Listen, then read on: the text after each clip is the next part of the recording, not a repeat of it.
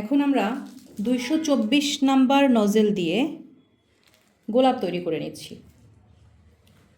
এটাকে বলা হয় ফ্লাওয়ার নেইল। আমার হাতে যেটা দেখতে পাচ্ছেন এটার নাম ফ্লাওয়ার নেইল, ঠিক আছে? তো প্রথমে একটা বেস দিয়ে নেব, এরকম চাপ দিয়ে এরকম একটা বেস দিয়ে নেব, ঠিক আছে? এরকম একটা বেস দেওয়ার পরে খেয়াল করবেন এই যে চিকন মাথা, এই নজেলের চিকন মাথা উপরের দিকে, মোটা মাথা কিন্তু নিচের দিকে, আর এই যে ভাঙা অংশটা বা ঢেউয়ের অংশটা এটা কিন্তু এভাবে ধরেছি। আপনার হাত যদি ঠিক না থাকে, ঠিক পজিশনে যদি হাত ধরে রাখতে না পারেন, আর হচ্ছে গিয়ে অ্যাঙ্গেল ঠিক না থাকে, তাহলে কিন্তু আপনার ফুল কখনোই ভালো হবে না। ফুল ভালো হওয়ার জন্য অ্যাঙ্গেল অনেক বেশি জরুরি।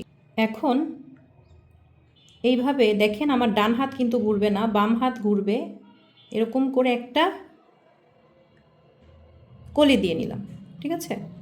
তারপরে এরকম একটা পাপড়ি দিব এন এর মতো। খেয়াল করুন এন ঠিক যেভাবে আমরা লিখি, এই যে এরকম নিচের দিক থেকে, ঠিক আছে, এরকম উপরের দিকে, এই যে আবার এরকম নিচ দিক থেকে এরকম উপরের দিকে, আবার এরকম নিচ থেকে উপরের দিকে, নিচ থেকে উপরের দিকে।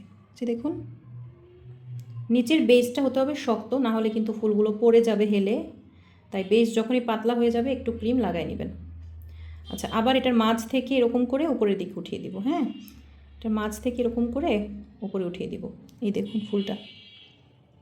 আচ্ছা, এখন আমরা কি করব, যেভাবে করেছিলাম এতক্ষণ, এইবার পাপড়িগুলো একটু এইটাকে একটু নিচের দিকে ধরে, এই যে এরকম নিচের দিকে ধরবো, এই যে যেন মনে হয় ফুলটা ফুটছে, ঠিক আছে? এই যে দেখুন মনে হচ্ছে না ফুলটা ফুটছে? ঠিক আছে, এই যে